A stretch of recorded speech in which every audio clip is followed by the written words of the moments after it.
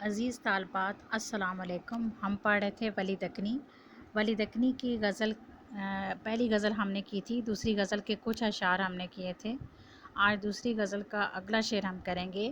جس غم منے موزوں کیا ہوں آہ کا مصرع، وہ مصرع دلچسپ پریزاد نہ آیا۔ جس غم منے پرانی اردو ہے، میں نے آپ کو بتایا تھا کہ ولی دکنی کی شاعری بالکل اردو غزل کی ابتدائی شکل ہے۔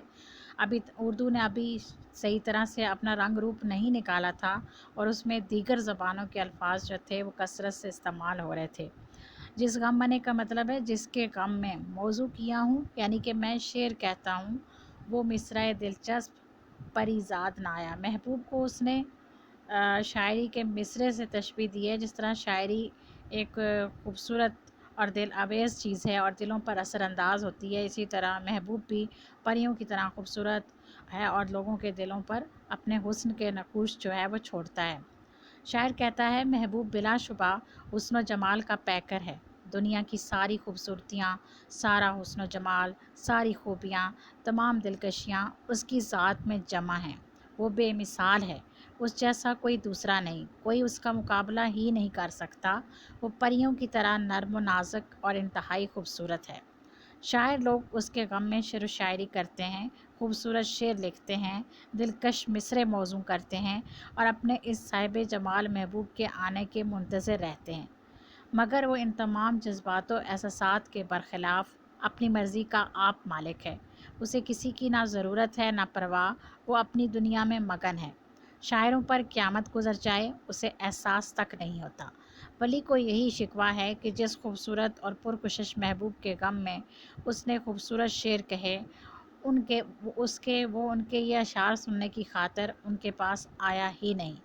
اس کی وجہ سوائے اس کے اور کیا ہوگی کہ وہ بجائے خود خوبصورت ہے، وہ پری ذات ہے، وہ غزل کا خوبصورت مصرع ہے۔ اس کی نظر میں خود اس سے زیادہ کوئی شے خوبصورت ہی نہیں، اس لیے وہ شاعر کی شاعری کی داد دینے کو نہیں آتا۔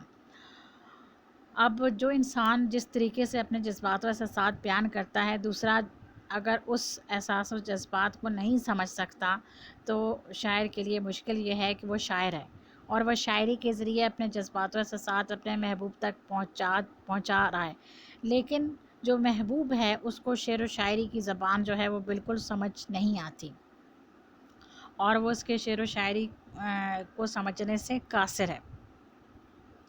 جیسا کہ ایک شاعر کہتا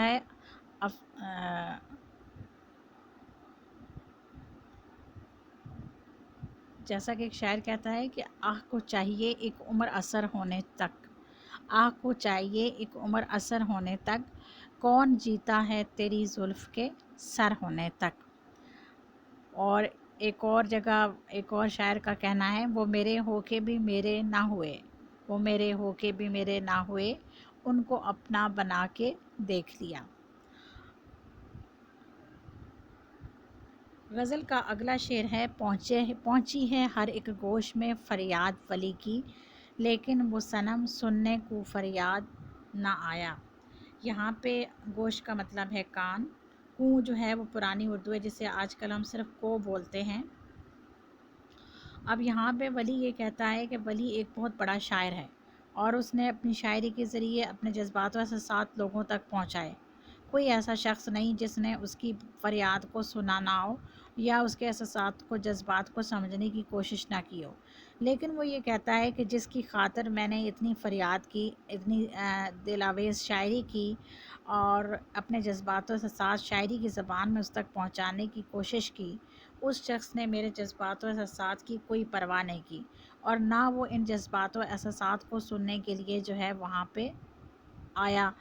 اسے چاہیے تو یہ تھا کہ وہ میرے جذبات و احساسات کو سمجھنے کی کوشش کرتا، لیکن اس نے میرے جذبات و احساسات کو سمجھنا کیا، میری طرف توجہ کرنا بھی گوارا نہ کیا۔ شاعر اور عاشق محبوب سے جدائی کے کڑے لمحے بڑے حوصلے اور برداشت کے ساتھ گزارنے کی کوشش کرتے ہیں۔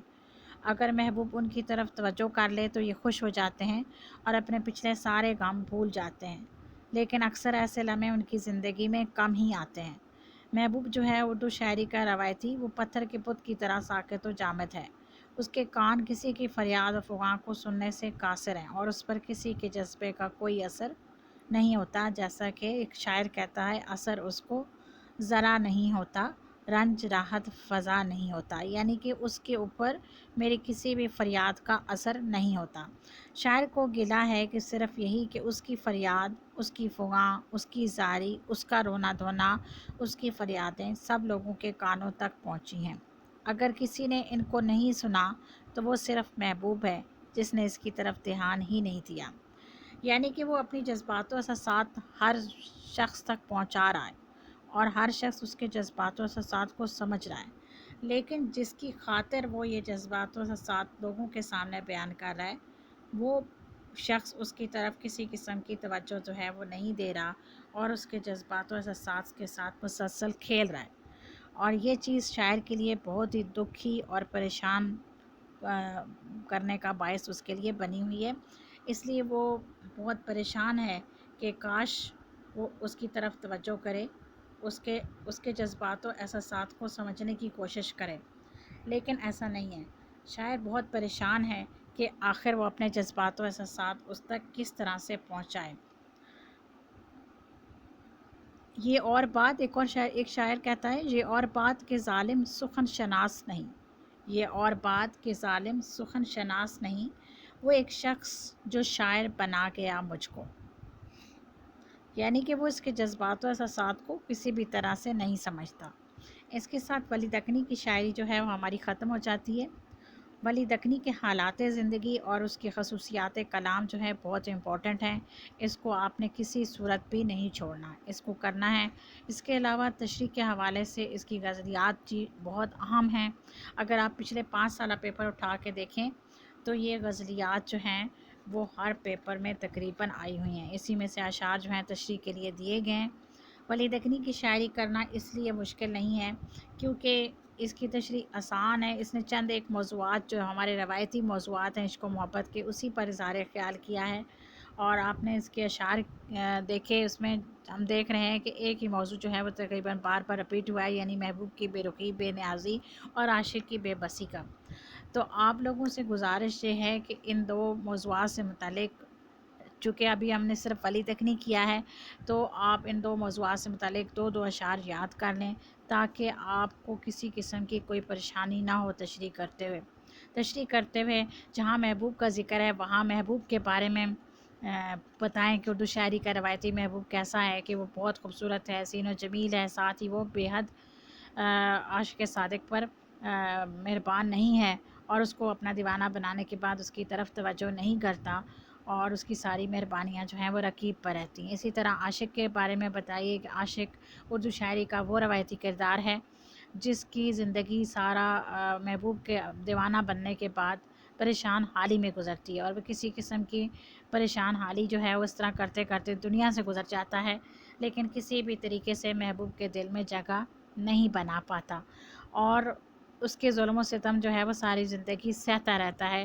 اس کے بعد آپ تشریح، جب یہ دونوں بیک گراؤنڈ آپ لکھ لیں ہر شعر کے شروع میں، پہلے آپ شاعر کے بارے میں بتائیں اس کی شاعری کیسی ہے، پھر آپ اس کا بیک گراؤنڈ بتائیں، اور پھر آپ تشریح پہ آئیں، اور اس کے بعد آپ حوالے کے اشعار لکھیں، تو آپ کی تشریح جو ہے وہ مؤثر ہوگی اور اس کے آپ کو اچھے مارکس جو ہیں مل سکیں گے۔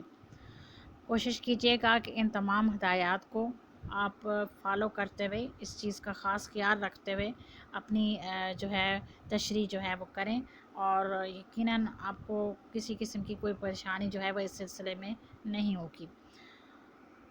آج کا لیکچر یہیں پہ اختتام کرتے ہیں، باقی انشاءاللہ تعالیٰ کل کریں گے۔